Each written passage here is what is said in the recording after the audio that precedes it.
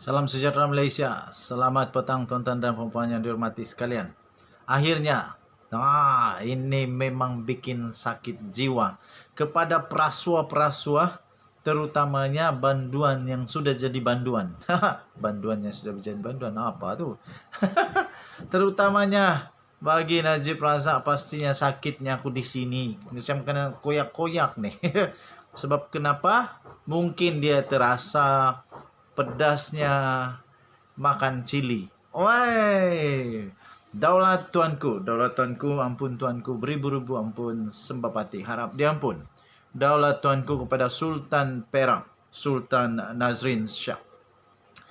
Okey, tuan-tuan dan puan-puan yang dihormati sekalian, Sultan Nazrin akhirnya buka suara, buka mulut tentang rasuah. Baginda bertitah jangan meniadakan gajah rasuah di depan mata. Jangan meniadakan gajah rasuah. Rakyat Malaysia tidak boleh memandang ringan, berhela serta meniadakan kewujudan gajah rasuah di hadapan mata. Titah Sultan Perak, Sultan Nazrin Muizzuddin Shah. Baginda bertitah bilangan aduan serta rungutan yang dilaporkan kepada penguat kuasa hendaklah dijadikan cermin dan dianggap petunjuk kepada situasi rasuah. Titah Baginda. Baginda juga turut memetik kedudukan negara dalam penilaian persepsi rasuah oleh Transparency International di tempat ke-57 dengan mencatat skor 52 pada tahun 2020 dan kedudukan 62 dalam skor 48 pada 2021. Baginda bertitah kini Malaysia dikelompokkan dalam kumpulan 2/3 negara yang mencapai skor di bawah 50. Baginda bertitah lagi, oleh yang demikian kita tidak boleh memandang ringan, bersifat leka, memilih melakukan penafian, memikirkan segala justifikasi, bersilat dengan hela, mahu meniadakan kewujudan gajah rasuah di hadapan mata. Titah Baginda. Yang perenggan ini, titah Baginda Sultan ini yang aku betul-betul tertarik. Siapalah yang terasa makan pedas tu? Siapalah yang memandang ringan, bersifat leka? Malah yang paling seronoknya, Baginda bertitah memilih melakukan penafian. Siapa yang terasa pedih sakitnya aku di sini? Kemudian memikirkan segala justifikasi. Tahu apa justifikasi? Membetulkan yang salah, membiasakan yang salah. Bersilat dengan segala hela mahu menidakkan kewujudan gajah rasuah di depan mata.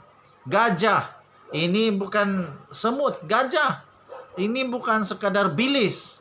Ini dah jadi entah apa, naga kot. Siapa lah itu? Kebetulan, ini kebetulan, tak ada kena-mengena pun. Kebetulan Zahid akan tahu keputusan besok pula. Sama ada dia dilepaskan atau perlu membela diri. Kebetulan Najib Razak sudah jadi banduan, masuk di penjara kerana kes-kes yang tak bermoral.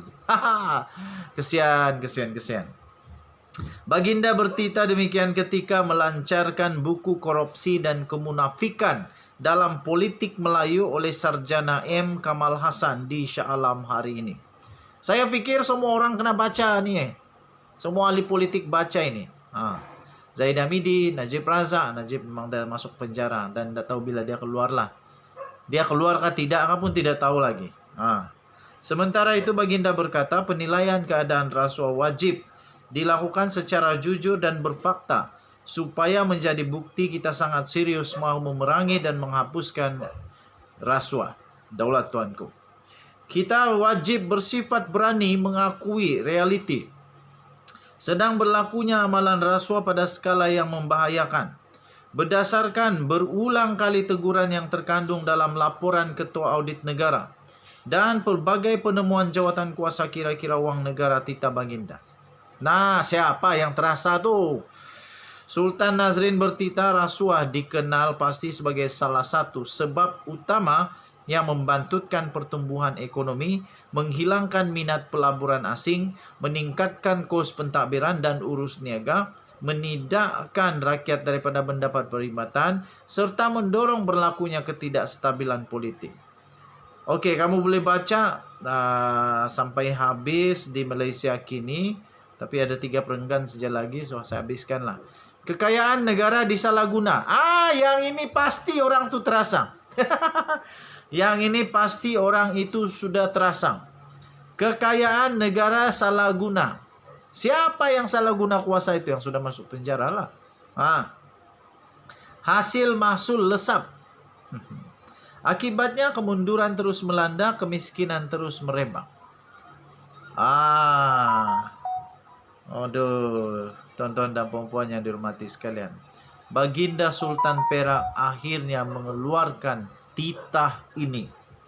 Jangan kamu pandai-pandai dengan kuasa yang kamu ada, kamu salah guna kekayaan negara.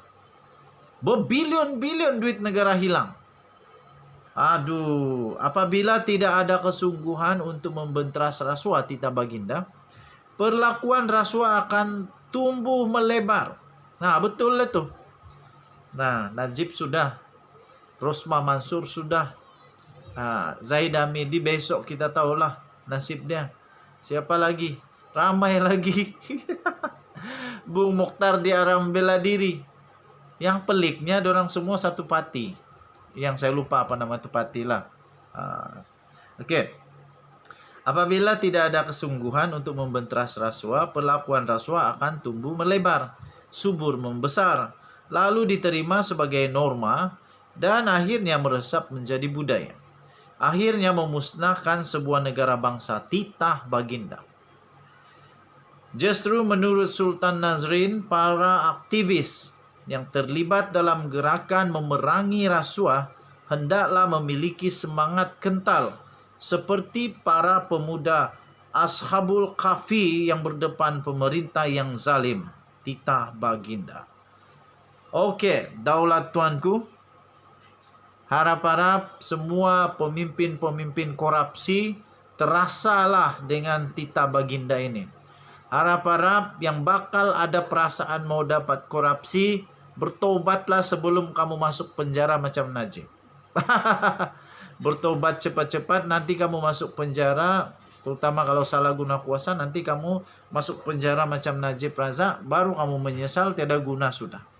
Macam manapun kamu menyesal pun tiada guna sudah. Denyut nadi suara rakyat bergema di channel ini. Kita jumpa lagi. Bye-bye.